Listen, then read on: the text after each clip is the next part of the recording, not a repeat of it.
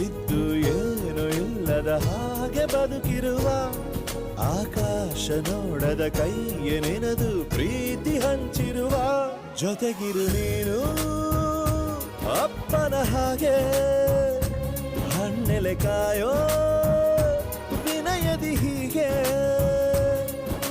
ನಿನ್ನನು ಪಡೆದ ನಾವು ಪುನೀತ ಬಾಳು ನಗು ನಗುತ್ತಾ ಬೊಂಬೆ ಹೇಳುತ್ತೈತೆ ಮತ್ತೆ ಹೇಳುತ್ತೈತೆ ನೀನೇ ರಾಜಕುಮಾರ.